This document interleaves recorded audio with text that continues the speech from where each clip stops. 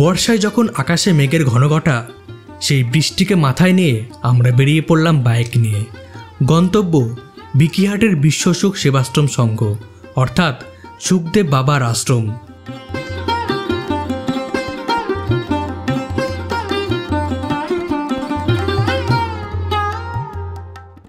আমি এই মুহূর্তে রয়েছি অগ্রদ্বীপে, আর আজকে আমরা যাব দাঁড়হাটে সুখদেব বাবার আশ্রম। আগের ভিডিওতে আমাদের অনেকে কমেন্ট করে জানিয়েছিলেন যে বাবা সুখদেবের আশ্রমটা দেখাতে, তো আজকে সেই উদ্দেশ্যে আমরা যাত্রা শুরু করেছি। তো চলুন এই যাত্রায় আপনারাও সামিল হন আর দেখতে থাকুন দেখবে জগৎ থেকে।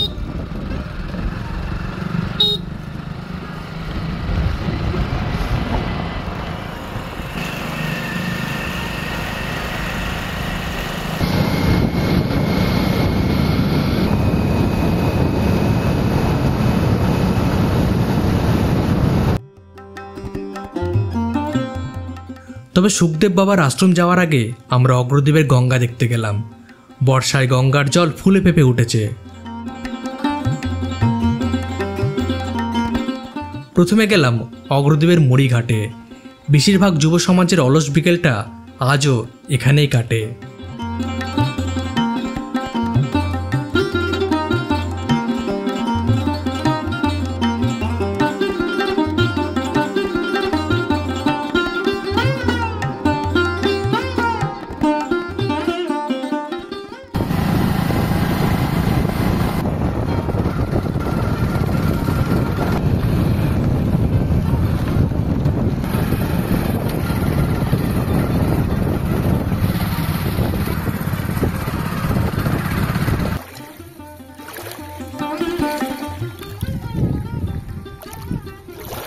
পারবি চালাতে?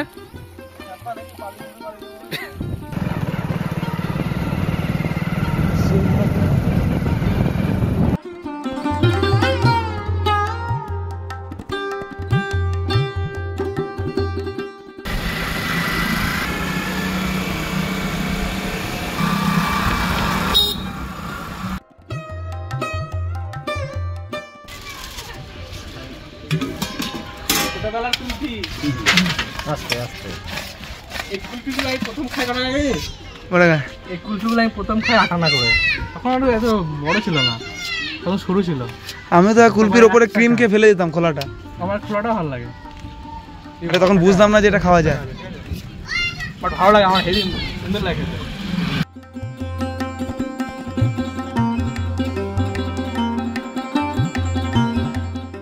আমাদের এই যাওয়ার রাস্তায় পড়লো পলাশী ক্ষেত্রপালতলার শান্তি আশ্রমে। তো আমরা সেখানে একটু দাঁড়ালাম, মন্দিরটা দেখলাম, ভালো লাগছে। এবার আমরা আবার এগিয়ে যাব।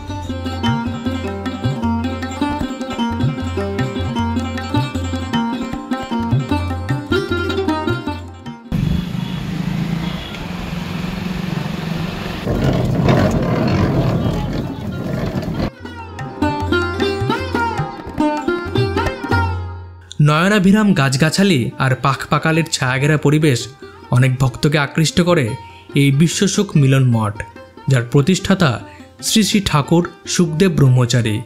এই বিকিহাট হলো অনেকগুলি মঠেরই একটি শাখা কেন্দ্র।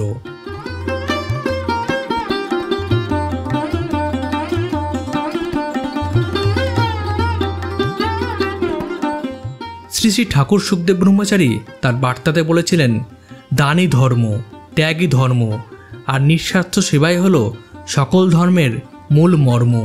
এই সংঘের লক্ষ্য মানব সেবা, সমতা এবং শান্তির প্রতিষ্ঠা, যেখানে জাতি ধর্ম বর্ণের কোনো ভেদাভেদ নেই।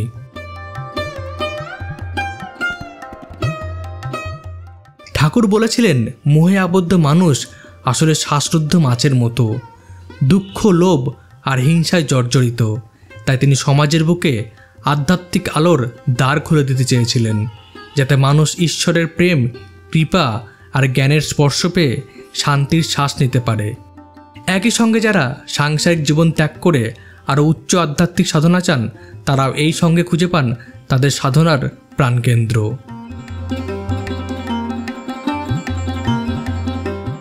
আজ বিশ্বাসুখ সেবাশ্রম সংঘ গৃহহীনদের আশ্রয়, অসুস্থদের সেবা কেন্দ্র আর নিরক্ষরদের শিক্ষালয়, ভক্তদের ঈশ্বরালয়। এই সমগ্র মানবজাতির কাছে ভ্রাতৃত্ব, সম্প্রীতি এবং শান্তির এক পবিত্র কেন্দ্র।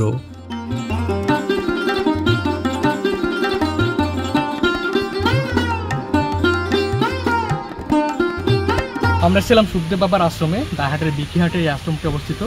ভিতরটা অসাধারণ, অনেকটা স্কোয়ার মায়াপুর মন্দিরের মতো করেছে। এখন বৃষ্টি শুরু হয়ে গেছে, বিশেষ করে এখানে দাঁড়ানো যাবে না, তাই আমরা ভিতরে যাই কিংবা অন্য জায়গায় গিয়ে দাঁড়াই, তারপর বিস্তারিত এখানকার আশ্রম সম্পর্কে আমি জানাচ্ছি।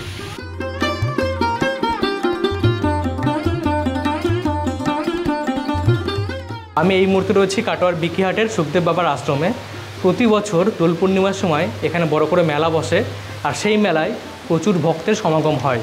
পশ্চিমবঙ্গের নদিয়া, বীরভূম, মেদিনীপুর, পুরুলিয়া জেলা সহ অন্যান্য জায়গা থেকেও এখানে প্রচুর মানুষের সমাগম হয়। শুধুমাত্র পশ্চিমবঙ্গ না, ভারতের বাইরে অর্থাৎ বাংলাদেশ থেকেও এখানে প্রচুর ভক্তের আগমন ঘটে। বহুকাল পূর্বে বাংলাদেশ থেকে এই অঞ্চলে আসেন সুখদেব ব্রহ্মচারী এবং তিনি একটি আশ্রম গড়ে তুলেছিলেন। প্রথমে তাকে কৃষ্ণরূপে সাজিয়ে এখানে দোল উৎসব করা হতো এবং সেই রীতি ধরে আজও সেই দোল উৎসব মহাসমারোহে পালিত হয়।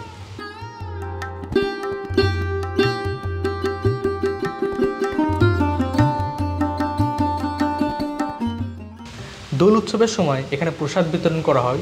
এছাড়াও যেসব দুস্থ মানুষ আছে তাদের বিভিন্ন রকম সহায়তাও করা হয় এই আশ্রমের তরফ থেকে।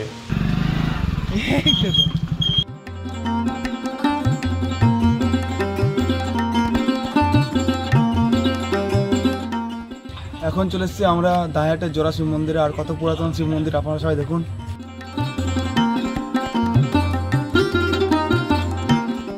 এত পুরনো দেখতে পাচ্ছেন মন্দিরটা, তার কারণে এখানকার দরজা বজ্জা পুরো সব ভেঙে পড়ে গেছে আর পুরো জং লেগে গেছে এখানে।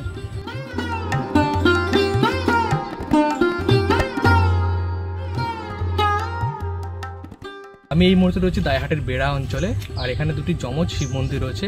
এগুলি মূলত টেরাকোটার নকশায় তৈরি হয়েছে। মনে করা হয় বর্ধমানের রাজা তিলকচাঁদ রায়ের শাসনকালে এই মন্দির দুটি নির্মাণ করা হয়েছিল, যার শাসনকাল ছিল 1744 থেকে 1774 সাল পর্যন্ত।